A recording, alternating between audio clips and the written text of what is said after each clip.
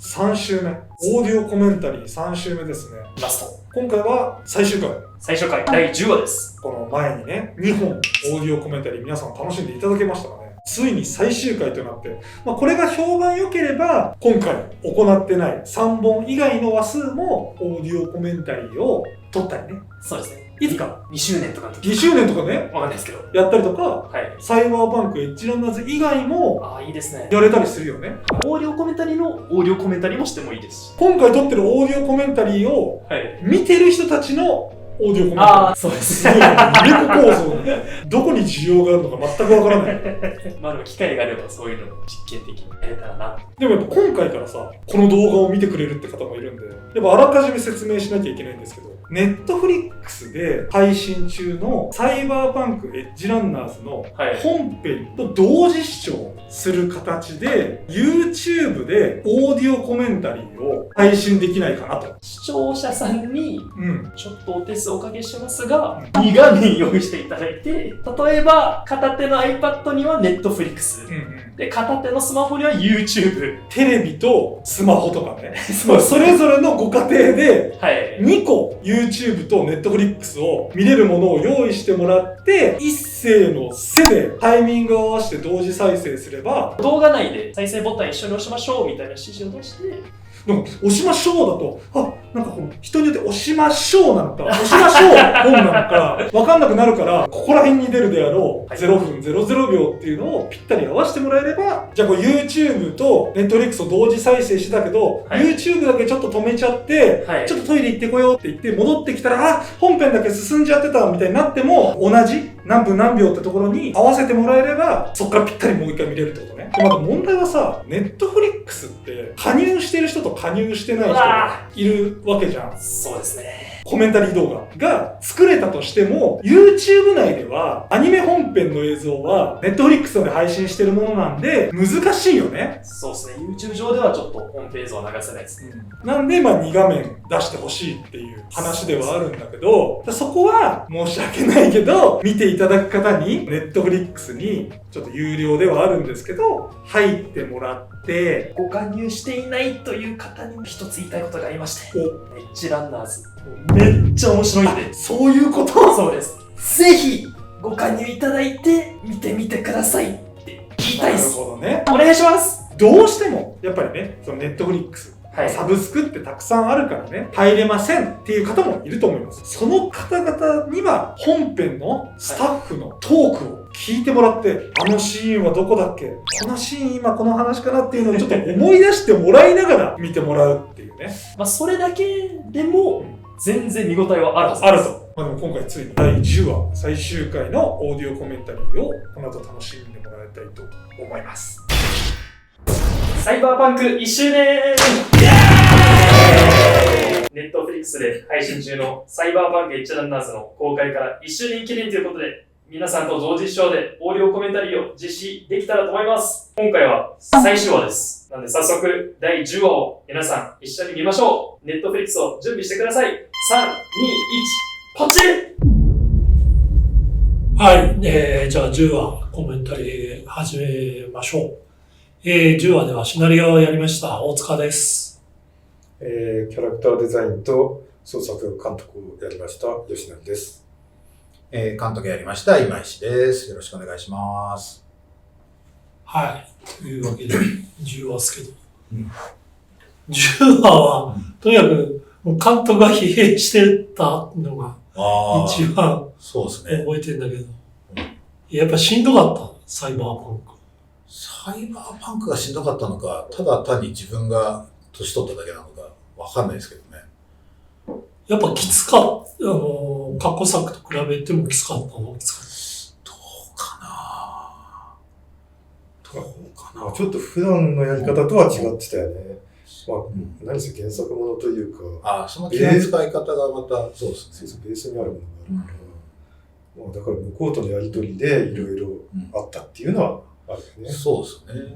全部こちらで決められるわけじゃないから。とはいえ、土台がこんだけしっかりあるとか、設定、背景とか、設定があるっていうのはすごい楽なと思ったし、吉成さんが創作家だから、絵はかなり何もしてないんだけど、そういうとこは楽だったんですよね。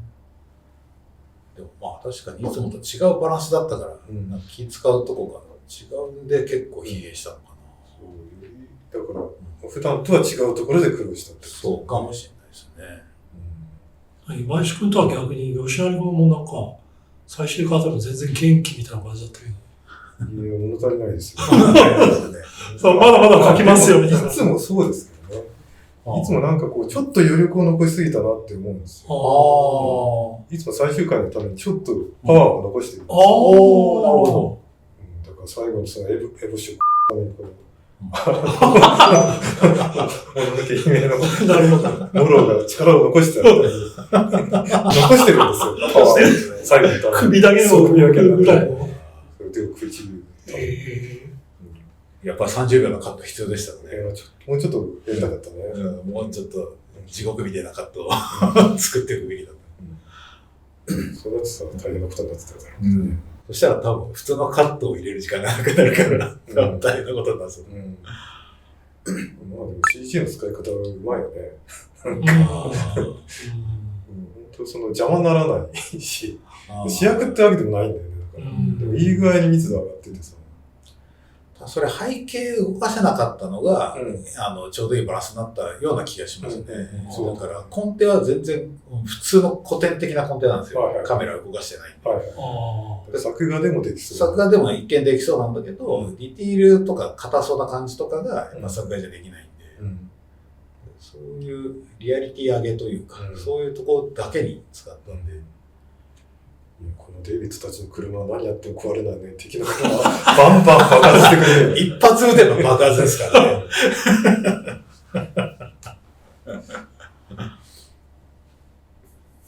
この辺寿司用パートだからね。全然違う、顔が違う。いや、顔は毎回違うんだけど。結構その、誰だっけ、レベッカは悩んでたね、寿司用の。書けないって。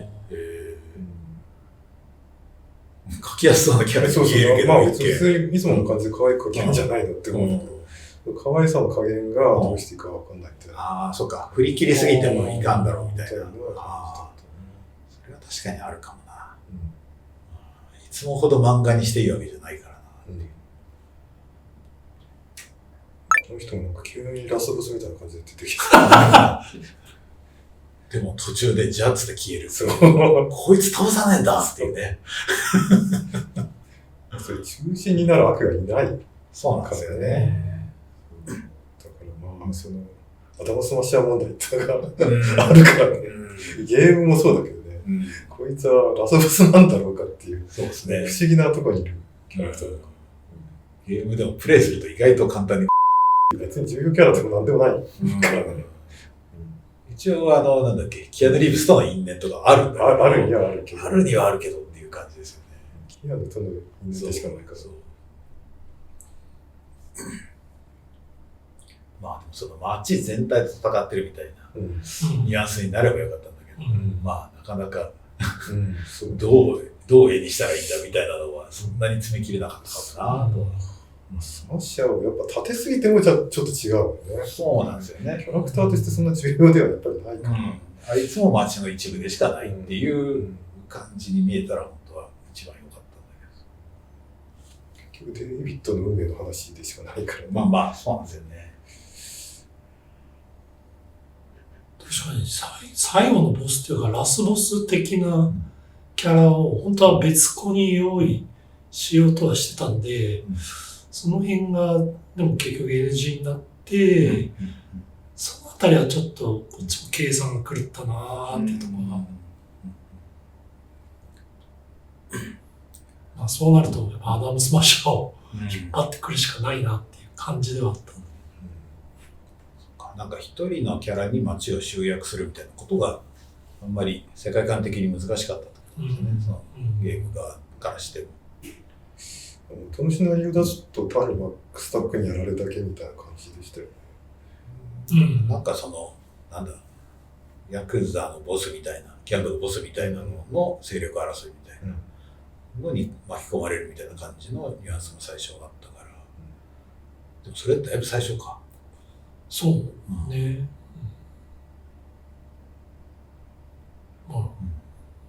話もだいぶ何回も作り直したりして、結構混ざったりもしてるし。デイビッドの妹かなんか出てくるみたいな話あたりまで見てない。妹じゃなかった。そんなんだ。いなかったっけ。なんか妹を助けるんだろうな、みたいな。ルーシーに当たるキャラがそういうポジションだったみたいなことなのか。それも覚えてない。だいぶ前かな。結構前じゃないですか、それね。こうやって書いてるときは、僕はもうとにかく最後、荒坂タワーにデイビッドをてっぺんに行かせるっていうことをなんとか絵的に成立させようっていうことだけを考えてそういえばなんか本書いてるときは、これ、そのカーチェイスの道順っていうか、だいたい場所ぐらいまで、今はこの辺ぐらいの想定しながらやってたんだけど、結局全然関係なくなってるっていう。そうなんですよね。そういうことって大体最初は考えるんですけど、まああんま関係ないですよね。画面上でそれがなんか意味あるかっていうと、あんま伝わらないっていうか、あんま空間的なことってね。いや、普通にだから映画っていうか、その作品的に考えれば関係ないけど、ゲームとしては辿れるから、なんかあれ実際と違うじゃんって言われるのも嫌だなと思って、一応なぞれるようにはしてたけど、まあでもこれロケと思えば別に適当に組み合わせてもいいよなと思ってたんで、ただ一応考えてはみた。でも僕も大まかには道順には大体大まかにはあるんですよ。ちょっとこうだこうするんだみたいな感じはあるんですけど、大まかには合ってるつもりなんですよね。最終的には荒坂タワーに行くわけだもんね。そうですね。道のりにある部分からチョイスして道をキャプチャーはしてたんで。だって本当のシナリオだとなんだっけ、途中3話ぐらいで打ち上げした駐車場みたいな辺で最後アダムスマッシャーとそうあってたどり着けないんだよね。むしろそうですよね。荒坂さんにたどり着けないっていう悲しさだったんですよね。そっちはそれ以前で終わってしまうっていう無力さだったと思うんだけど、それやっぱりタワーには行かせたかった。行くけどもう目的がもうおかしくなってるというか、そういう方に持ってきたかったんですよね。最初にね、お母さんに、てっぺんにいてほしいみたいな話を1話でしてるから、もう言葉通り再現したところでもどうとでもなってないよこれはっていう。あとなんだっけ、サイバースケルトンはこういう形にしちゃったから、なんかそういう部分がないと、なんかちょっともしかしたらなんかできんのかもしれないっていう空気と、結局できませんみたいな部分の落差を作りたかったかなっていう。サイバースケルトンは結構悩ましかった。いやあれどういうものにすればいいのかっていうのが。あれ、もう1話のなんか設定作ってる頃からサイバースケルトンが最後出るっていうのは確かあったから、ずっとメモ書き続けてるけど、全然なんかしっくりこなくて、結構悩みましたよね。何を書いても何か違う。なんか途中からもっとグロテスクにしてほしいみたいなオーダーがあったんだっけど。こうかな。そうだかな。人間じゃない。最終的にはそうですよね。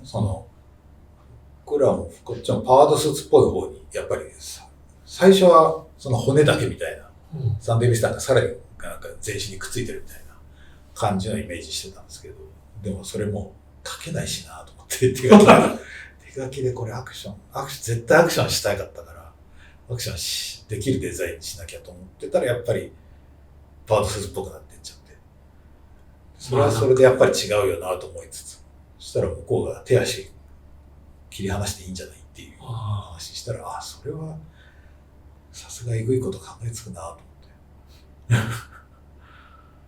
てギリギリ、ゲームでここまでありなのかぐらいのギリギリのとこだよね。世界観的に。ゲームのリアルな CG で出てきたらちょっと、おやって感じがする気はするんですよね、このデザイン。でも結構ゲーム中でもさ、パーツをさ、簡単に変えられるじゃない。腕とかも別になんか生身の手にも戻せたりする。いや、そうですね。だから別になんか、設定的に考えると何もそんなことないっていうか、戻せるんじゃんっていう。そもそももうこの段階のデイビッドがほとんど全身がなんかメガみたいになっちゃってるから。よく考えると、ゲーム上でやってるとそんな悲惨な感じはしないと思うんだよね。アニメにして、こういう生身の感じを与えたから、やっぱ、そういうの怖く見えてるっていうのがあると思うんだよね。確かに。一応なんか人間性コストを使い切るみたいな設定ではあるけど、やっぱ見た目はそんな変わんないから、こんぐらい踏み外さないと、絵としては伝わらないっていうのがあるかもね。原作ゲームだとそんなにサイバーサイクルって取り返しつかないって感じじゃないんですよね。そうですね。ここまで悲惨な取り返しのつかない、アート戻りできないみたいな悲壮さはないんだよね。むしろそのB とかね、なんだっけ、コンストラクトが入ってることが取り返しがつかないみたいな、質の方、あれしちゃってるから、そうですね。強めちゃってるんで、あんまりサイバーサイクルさ、そこまでじゃない。ゲームではサブクエストの中って感じですもんね。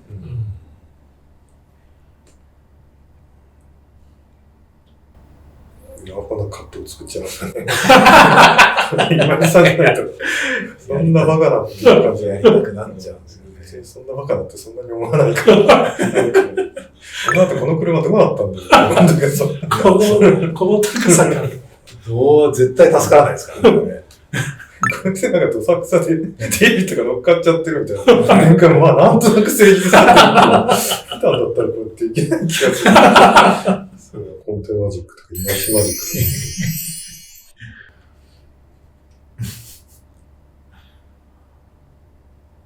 いや、シャイもでも、ゼオは結構入れたでしょ、修正。まあ入れはしましたけど、まあそんなにやっぱ元の絵を生かすっていう前提で入れてるんで、そんなに苦労はしなかったですね。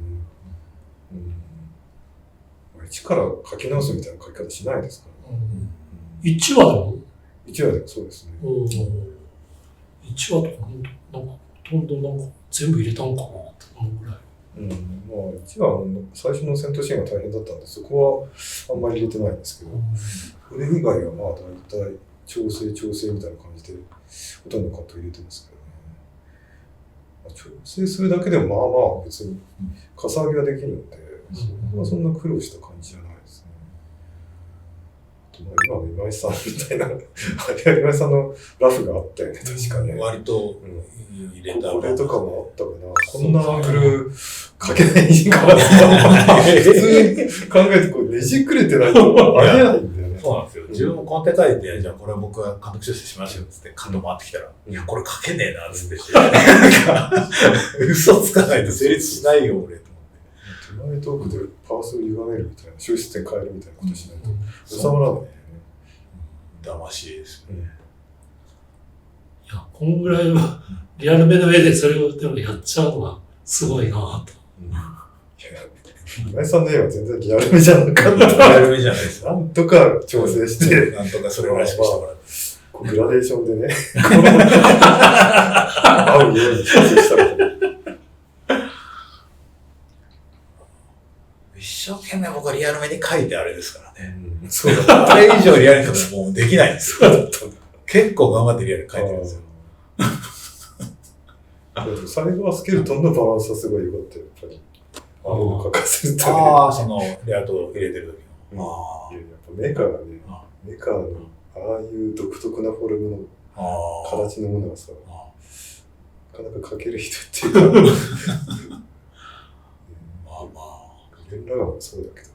他の人は描けないんだよ。今井さんが一番うまく描けるというか、フォルムの取り方がね、こう描くんだっていう答えを持ってるのは今井さんしかいない。こういうのとか。そうか。僕の趣味で最初に設計しちゃってるから。身の回りに置いてあるフィギュアとかも、異形のフィギュアばっかりとか、この美意識持ってる人は、ないよっていう。そうか。まあ大体このバランス、その辺のからの引用ですからね、全部が。どっかバランスおかしい方が好きなんだ。そうですね。なんか、普通だと、これじゃ人間じゃんとか思っちゃうんですよね。いや、人間なんですけどっていう話なんだけど、どっか外れてる方が安心する。絵とかも、パースが綺麗に全部合ってると、ちょっと不安になると。デッサンが整いすぎてると何か。なんだろう。普通、整うとうまく見えるんですけど、自分の絵だと、整うと下手に見えるんですよね。なんか、人の絵は整ってるとすごいうまいなと思うんだけど、自分の絵はなんか、整うとむしろ荒しか見えてこないっていうか。カリマイさんね、そのまんまとか。そう今のダディと。これもだね。これも逃げやったから、そのいい顔してる。最終回だと監督が逃げをやる余裕が出てくるんですよね。アフカド作業。そう、もうないから、もうないから、うん、直すコンテもないし、カッティングもないし、この辺、頭おかしくサンデビスタン処理もね、なんかね、格闘芸の超必殺技みたいな。これで成功だったのかなってよくわかんない。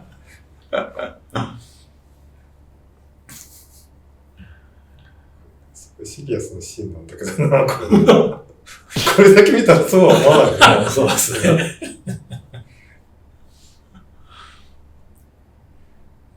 ここまで見た人はいい感じに脳が溶けてて、受け入れられるんじゃないかっていう。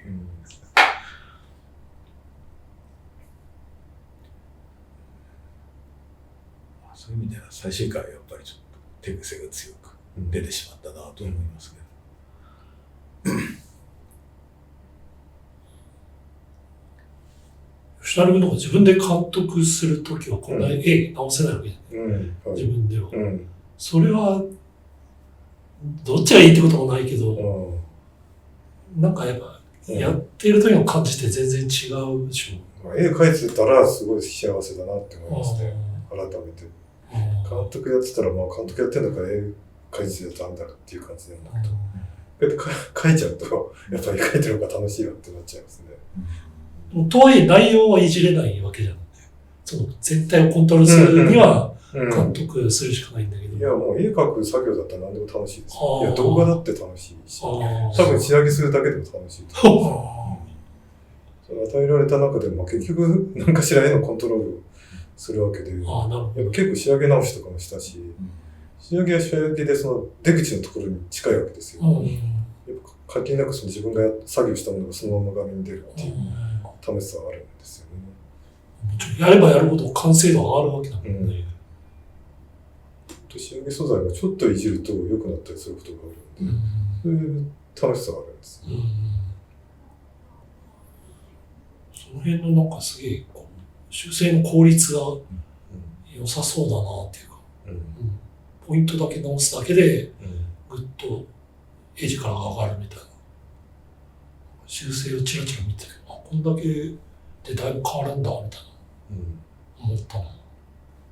まあ結局顔なんですよね。ポイントは。大体みんな顔見てるから。そうね。顔が、やっぱ他が良くても顔が良くないと良くないんですよ。でも顔を直すしかないというか、まあそこは抑えとかないといけないところですね。そうですよね。なんかちょっとした立体感とか、ちょっとした目の位置ずらしとかするだけで良くなったりするから、その、吉井さんの修正見てると、そこを見抜くスキルがもうすごい量が溜まってるんだなとか、それを即座に判断しなきゃいけないっていうのは、まあ、あれだよね、やっぱキャリア積んでる方が。そうですよね。それ経験値ですよね。だってそれこそ昔だったらやっぱり一回全部全集してみないと、どこがまずいかわかんないみたいな。若い作家とかみんなそうだろうなとか思うんですよね。見た瞬間に、左目の角度だとかって気づくっていうのはもう熟練の技だなと。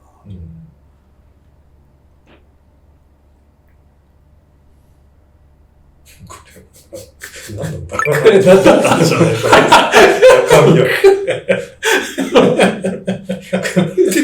これで済むのすごいな。何したんだろう、やってるか分からない。なんかやりたかったんですよね。なんだっけ。通用しないっていうことは分かるけど、そう、それをしないってことをどうやって絵で説明するかっていう。っていうか、何かルーシーに反撃させたかったんですよ。そうね。多分、これはシナリオなかった。そうね。そう。9話でもそうなんですけど、ルーシーがもう、なんていうか、お姫様になっちゃってるから、助け出す相手になっちゃってるから、絶対戦う女じゃなくなってるっていうのが、なんかちょっとでも入れたくて。やっぱちょっと諦めるの早いかないかみたいな感じはあるよね。もうちょっと頑張ってデビット助けたらみたいな風に見えちゃう。もともとデビットよりスキルあったはずなんだから、本来はっていうところを見せたいっていう欲でどうしてもチラチラ入れるけど、どうしても無理やり入れてるからなんか面白い感じになっちゃう。いや本当はルーシーがデイビッドを助けるみたいな案もあったんだよね。血でやろうとしたんだけど、まあやっぱりちょっと逆の方がいいみたいな。そうですね。僕はサンデビスターの二人乗りをこうずっと考えてたんですけど、背中にルーシーが乗ってて、ズボンは私がやるわみたいなのをやろうと思ってたけど、漫画だな、これなと思って、成立しなかっ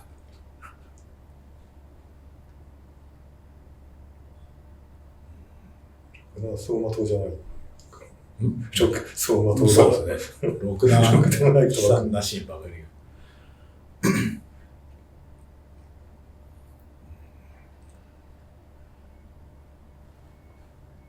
最終回も大変だったな。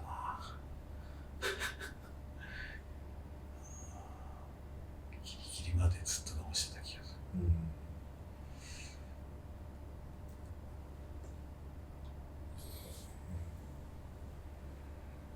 この辺が最後まで残ったかったから、そうですね。これは全然できなくてさ、うまく。そうですね。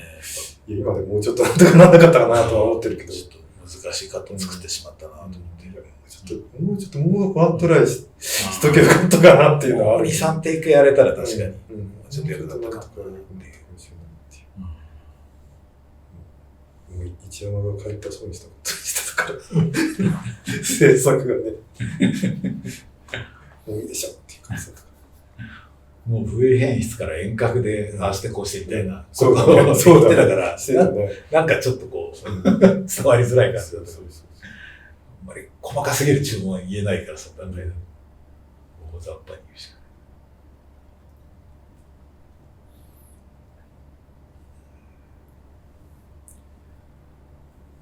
いや、最後のシーンがほとんど2話の同歩だったっていう。そういう意味でもすげえ楽してるんですよね。レイアウトに関しては。ラストカットが同歩ですからね。ああ、そうか、そうだ。太陽も同歩で。まあ、入射光の形はちょっと新しくしたかもしれないけど、レイアウトは一緒のはずなんですよね。処理とかちょっと変えて印象が変わるようにはして、現実でっていう。そうですよね。月面はキャプチャーじゃないから。そうなんですよね。なんか、月面ってこんなかなみたいな気が、今見るとちょっとするけど。いや、ちょっと、月面あんまりこう、あんま考えてなかった。下敷きがない。そう。ちょっと適当かなっていうのは。普通にアニメっぽいんですよ。ということで終わってしまいましたね。はい、しまいましたね。まあ YouTube でコメンタリーをやるっていうのは初めてで、ね、付録でコメンタリーみたいなのあったんですけど、どうなんですかね、お客さん的には面白かったのかな。そうですね、同時視聴みたいなのがどのぐらい、まあ普及はしてますもんね。なんか、面白かったら面白かったって言ってもらえると、もっと、じゃあまたやりますかみたいなことにはなるのかなと思うんで、コメントを残してもらえると、嬉しいです。というわけで、こんな感じで、サイバーパンクエッジアンダース10話のコメンタリーでした。お疲れ様でした。お疲れ様でした。チャンネル登録、高評価、熱いコメントお待ちしております。よろしくお願いします。